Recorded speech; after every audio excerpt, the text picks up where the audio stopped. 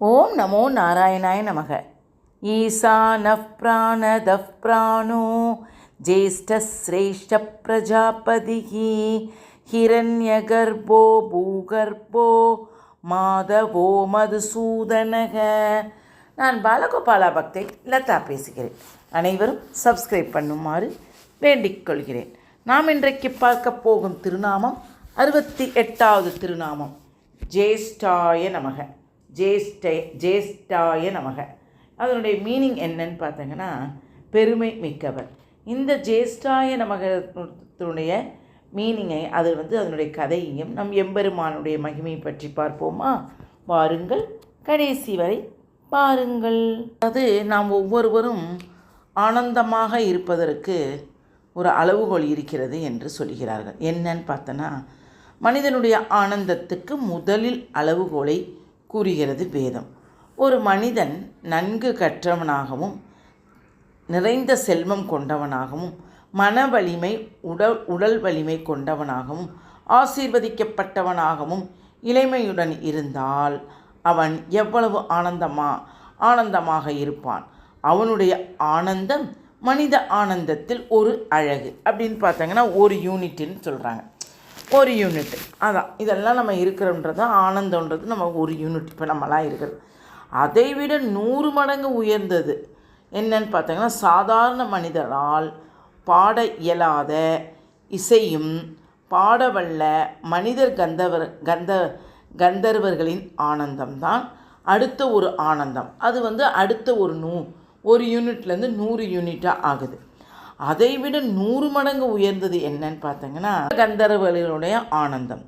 தேவலோகத்துக்கு பாடுறாங்கல்ல, அவங்க பாடகர்களுக்கு தேவ கந்தர்வர்கள் என்று பெயர். அவங்க நல்லா பாடகர்களுக்கு, அந்த பாடகர்களுக்கு ஃபஸ்ட்டு நம்ம என்ன சொன்னோம், நல்ல உயர்ந்த மனிதன் பாடினாங்கன்னா அவங்க 100 யூனிட்டு, சாதாரண வேலையிலேருந்து இதெல்லாம் செய்கிறவங்க 1 யூனிட்டு. இப்போ அவங்க தேவர்களெல்லாம் நல்லபடியாக பாடினாங்களாம், அவங்களுக்கு 10,000 யூனிட். இப்படியே ஒரு ஆனந்தம்ன்றது 100 யூனிட்டாக அதோட சேர்த்து இன்ட்டு அப்படின்னு போட்டு கூட 2 ஜீரோ ஏற்றிக்கிறது தான். அதை விட 100 மடங்கு உயர்ந்தது என்றன்னு பார்த்தால் பித்ருலோகத்தில் இருக்கும் நம் முன்னோர்களுக்கான பித்ருக்களின் ஆனந்தம். இப்போ நம்ம சொல்கிறோம்ல, பித்ருக்கு பிண்டம் வைங்க அப்படின்றாங்களே, அவங்களுடைய ஆனந்தம், அவங்கெல்லாம் ஆனந்தம் அடைஞ்சாங்கன்னா இப்போ நம்ம என்ன சொல்கிறோம், அதனால தான் சொல்லுவாங்க அமாவாசைக்கு பித்ருக்களுக்கு பிண்டம் வைங்கன்னு. ஏன்னா அவங்கெல்லாம் அந்த லோகத்துக்கு பித்ருலோகத்துக்கு போனதுனால அவங்க நம்ம நினச்சோம்னா அவங்க 100 மடங்கு ஆனந்தம் அனுபவிக்கிறார்கள் சொல்கிறாங்க. அதை விட 100 மடங்கு உயர்ந்தது யாருன்னு பார்த்தீங்கன்னா ஸ்வர்க்கத்தில் உள்ள தேவர்களினுடைய ஆனந்தம். அவங்களுக்கு அதோட ஒரு இன்ட்டு போட்டுக்கங்க. முதல்ல இது 10,000, அப்புறம் லட்சம், அப்புறம் 10 லட்சம்.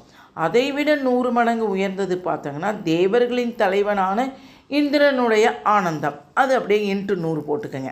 அப்படியே நிறையா வருது, அது நமக்கு தேவையில்லை. அப்படியே 100 மடங்கு அப்படியே பெருகுதான். அதை விட 100 மடங்கு உயர்ந்தது என்று பார்த்தீங்கன்னா இந்திரனின் குருவான பிரகஸ்பதி குருவுக்கு ஆனந்தம். அதை விட 100 மடங்கு உயர்ந்ததுன்னு பார்த்தீங்கன்னா பிரம்மாவினுடைய ஆனந்தமாக. அதை விட 100 மடங்கு உயர்ந்ததுன்னு பார்த்தோன்னா திருமாலினுடைய ஆனந்தம். எனவே சாதாரண மனிதனின் ஒரு அழகு ஆனந்தத்தை விட என்னென்னா 10 மடங்கு உயர்ந்ததாக திருமாலின் ஆனந்தம் விளங்குகிறது என்று வேதம். அதாவது 10 போட்டு மேலே 16, அதாவது 10 ஸ்கொயர் மாதிரி அந்த 16 அவ்வளோ மடங்கு, 100 மடங்கு பெருகுது யார்? திருமாலுடைய ஆனந்தம். ஆனால் இப்படி சொன்ன வேதமே ஒரு நொடி யோசித்ததாம். என்னன்னு பாருங்கள், நான் கூறிய அளவு மிகவும் குறைவானது. அதாவது என்னன்னு பார்த்தோன்னா 1016 யூனிட்டுன்னா அதனுடைய அழகு. அந்த யூனிட் ஒரு யூனிட் ஆனந்தமாக கருதினால் கூட அதை காட்டிலும் மேலும் உயர்ந்ததாக திருமாலினுடைய ஆனந்தம் இருக்கிறது.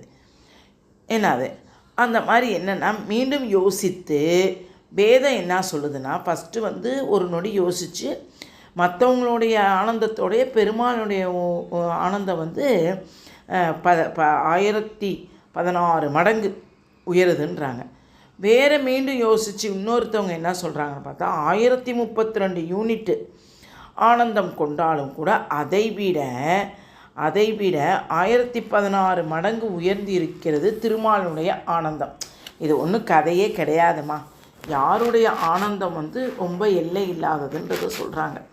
மீண்டும் யோசித்து வேதம் வார்த்தைகளாலோ எண்ணிக்கை யூனிட் அதனுடைய ஆனந்தத்தை அளக்கவே முடியாது என்று சொல்லி அந்த பகுதியை நிறைவு செய்கிறாங்க. சொல்கிறோம்ல, ரொம்ப சந்தோஷமாக இருந்தேன். எவ்வளோ சந்தோஷம்னா இவ்வளோ சந்தோஷம் அப்படின்றோம்ல.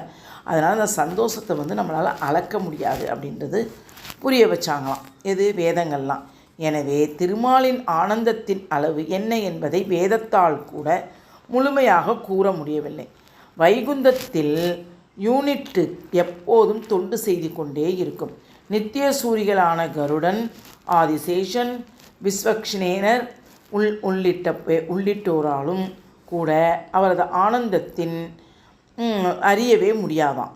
அதனால் இந்த வேதத்தில் நாம் திருமாலினுடைய குணங்களை பற்றியும் மேன்மையை பற்றியும் வைகுந்த நித்திய சூரிகளுக்கு பெரிய விவாதமே நடக்குமா. இவ்வளவு விவாதம் செய்தாலும் அவர்களாலும் அவளது குணங்களின் மேன்மை இன்னது என்று நிர்ணயிக்க இயலாதாம். இவ்வாறு வாக்குக்கும் மனத்துக்கும் எட்டாத குணங்களுடைய மேன்மை மிக்கவராக விளங்குவதால் திருமால் ஜேஷ்டக என்ற திருநாமம். அதுவே விஷ்ணு சகஸ்ரநாமத்தில் 68வது திருநாமம் ஜேஷ்டாய நமக என்று தினமும் சொல்லி வருபவர்களுக்கு நீங்காத ஆனந்தத்தை திருமால் அளிக்கிறார். யோசிச்சு பாருங்கள், எல்லாருடைய ஆனந்தத்தையும் அளந்துட்டாங்க. 100 மடங்கு. நம்ம மனுஷங்களோட அவங்களோட அடுத்த பித்திருக்களுடைய கந்தர்வர்களுடைய இந்திரனுடைய பிரம்மாவுடைய அப்படியே திருமால் தான் ரொம்ப ஆனந்தத்தை இதுதான்.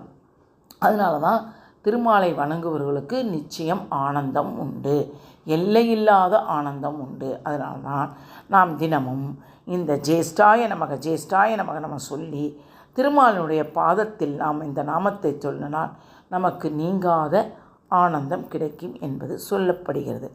அதனால் நீங்கள் பிடித்திருந்தால் லைக் பண்ணவும், ஷேர் பண்ணவும், கமெண்ட் பண்ணவும்.